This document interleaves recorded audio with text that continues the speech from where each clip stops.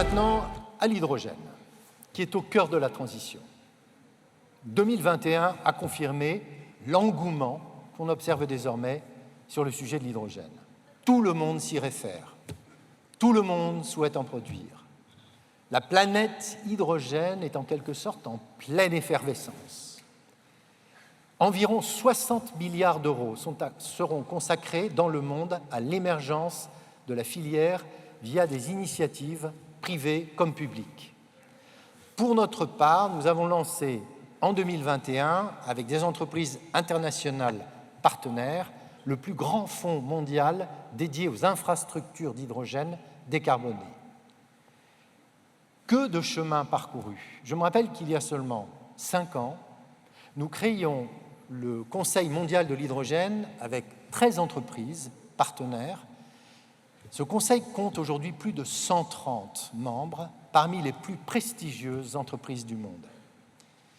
L'hydrogène est considéré aujourd'hui comme une véritable solution dans la transition énergétique et offre une alternative à la question de l'indépendance énergétique devenue plus que jamais d'actualité. Notre stratégie est claire: accélérer pour développer au plus vite une offre compétitive d'hydrogène bas carbone à grande échelle, visant les marchés de l'industrie et de la mobilité, en commençant par les bassins industriels et les transports lourds. Pour y arriver, d'ici 2035, nous investirons environ 8 milliards d'euros dans la chaîne de l'hydrogène bas carbone. Et d'ici 2035, notre chiffre d'affaires lié à l'hydrogène triplera pour passer de 2 à plus de 6 milliards d'euros. Alors, quels sont nos atouts? Eh bien, avant tout, notre expérience de l'hydrogène, qui est une molécule que nous connaissons, nous produisons et nous distribuons depuis plus de 50 ans. Ensuite, notre leadership en matière de technologie et de sécurité hydrogène.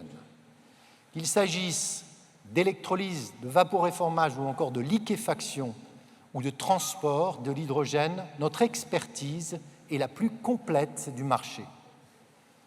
Dans la technologie de l'électrolyse à grande échelle, justement, nécessaire pour produire de l'hydrogène décarboné, compétitif, notre objectif est de porter à 3000 MW notre capacité de production d'ici 2030.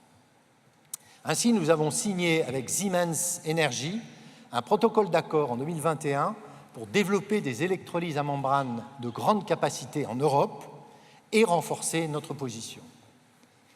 En parallèle, c'est Air Liquide qui a démarré la plus grosse unité d'électrolyse à membrane au monde, de 20 MW, à Bécancour, au Canada, sur technologie Hydrogénix. Troisième atout, la capacité du groupe à nouer des partenariats de premier plan en Europe et dans le monde. Dans cette phase d'accélération, c'est tout à fait primordial. D'abord, dans le domaine de l'aviation, par exemple, nous avons signé des partenariats avec Airbus, Vinci Airports, Aéroport de Paris ou encore Korean Air pour accélérer la décarbonation du secteur aérien et aéroportuaire grâce à l'hydrogène. Dans le domaine des poids lourds, là aussi, des partenariats technologiques avec des acteurs majeurs du secteur comme Faurecia ou Iveco ont été conclus. Enfin, quatrième atout, notre présence dans les grands bassins industriels qui nous permet de développer des écosystèmes mixtes, industrie, mobilité. L'exemple de la Normandie est particulièrement emblématique. Alors, au travers du projet Air Liquide Normandie, dont vous avez peut-être entendu parler, nous projetons de construire un électrolyseur de 200 MW qui serait le plus grand au monde à ce jour.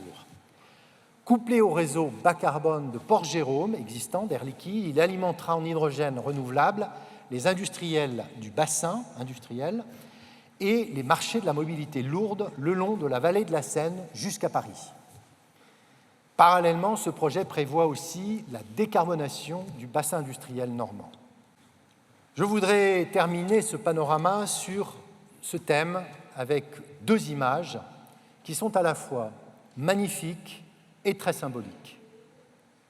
La première est celle de la Tour Eiffel, illuminée le 25 mai dernier avec de l'hydrogène renouvelable Air Liquide.